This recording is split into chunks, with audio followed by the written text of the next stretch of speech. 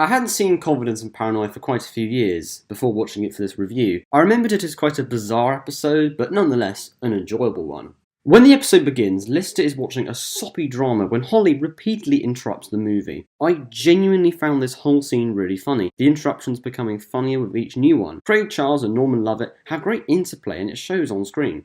The joke is further added when Lister goes to his quarters to watch the remainder of the movie, only for it to be interrupted by Rimmer. Lister reveals he went to the officer's quarters earlier that day where he looked through Kochanski's dream recorder. It turned out that the officer's quarters hadn't yet been decontaminated, which Lister did not know at the time. This scene featuring Lister and Rimmer is quite good, for reasons stated in previous reviews. It has a few funny visual jokes, such as when Rimmer has a shave and his teeth are brushed, for example. Because Lister went into the officer's quarters, he falls ill and soon starts hallucinating. Soon, Lister begins to dream about raining fish. However, his dreams appear physically in the real world. Visually speaking, this is one of the highlights of the episode. I didn't find it funny, but I do think it's a really cool idea that is brilliantly executed. After a while, physical hallucinations of Lister's remained in the real world after Lister woke up. The two hallucinations represent Lister's confidence and paranoia. This is a big aspect of the story. In fact, I've skipped over large chunks of the episode so far, not because it sucks, but because there isn't enough of substance. Here, after about 16 minutes into the episode, something noteworthy happens. Confidence was played by Craig Ferguson, who went on to present the Late Late Show from 2005 until 2014. Ferguson is downright fantastic, easily the screen highlight of the episode. His performance is very lively, deliberately, as he is playing Confidence after all. Paranoia was played by Lee Corns. I'm probably mispronouncing his name. An actor I'm not very familiar with. Corn brings a great performance, an intentionally more understated performance than Ferguson's. Paranoia has far less screen time than Confidence, and this is the only real big issue with the episode. I would have liked to see more of the character. Both characters are brilliantly written. It seemed like the episode didn't really get started or have much substance until Confidence and Paranoia showed up. I would have preferred their introductions to be a bit earlier in the episode. By the time they appear, there isn't much of the episode left.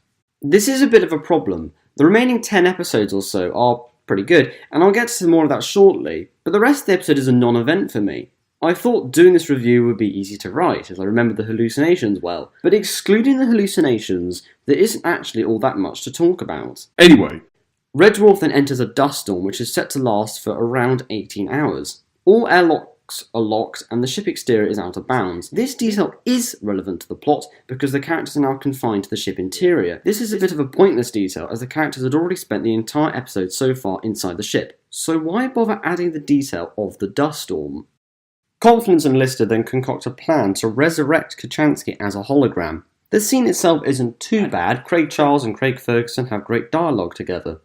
The next scene features Paranoia and Rimmer in the drive room. Unlike Confidence and Lister, Paranoia and Rimmer dislike each other, but they keep it slightly hidden. The dynamic between Paranoia and Rimmer is entertaining and the complete opposite from the dynamic between Lister and Confidence. It makes sense to match Rimmer up with Paranoia for a scene, it makes sense plot-wise, and is quite a good scene anyway. Confidence and Lister then enter the drive room and they tell Paranoia and Rimmer the plan to bring back Kochanski without switching off Rimmer. The plan being to switch off all unnecessary power on the ship. The plan itself is not accepted by Rimmer. However, thanks to Confidence, Lister is able to work out where Rimmer has hidden the other personality discs, including Kochanski's. This scene is pretty entertaining. It actually shows Confidence's purpose as a physical representation of Lister's confidence. The performances are all great here and the climax of the episode is nicely set up. Rimmer discovers that the Medicom is smashed up and broken. Lister and Confidence wait in the drive room for the dust storm to subside. Only now is the dust storm relevant to the story, and even then, Red Dwarf has nearly exited the dust storm, again making the dust storm a bit of a pointless element in the story. Rimmer then deduces that either Confidence or Paranoia smashed up the Medicom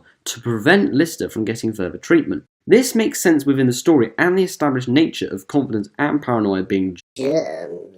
Rimmer finds out from Holly that Paranoia is no longer on board Red Dwarf. The exterior scene is pretty good. It's nicely shot with good camera work. Confidence reveals to Lister that Paranoia will be of no bother to them as he killed him, and it was he who broke the Medicom, so that Lister would never get cured. I like the way Ferguson delivers the dialogue here. It's quite funny, the way he reveals murder in such a cheerful tone. Rimmer's deduction from the scene earlier made Red Dwarf briefly feel like a Holmes whodunit tale. confidence in a show of being overly confident, removes his helmet and explodes in a visually glorious fashion. Lister is about to switch on what he expects to be Kachansky's hologram when, surprisingly, another hologram of Rimmer appears. This cliffhanger is quite funny, and seeing two Chris Barrys on screen at once looks surprisingly good for 1988. And so, that concludes Confidence and Paranoia. So how was it? I don't really know what to make of it.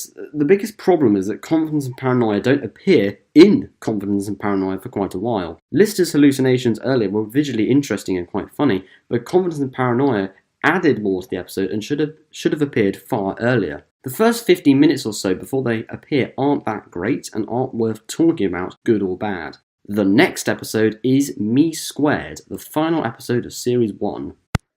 If you liked this video and you are interested in what else I do, why not check out my other videos that I've made so far? And if you're really interested, why not click subscribe and hit the bell so you never miss a video.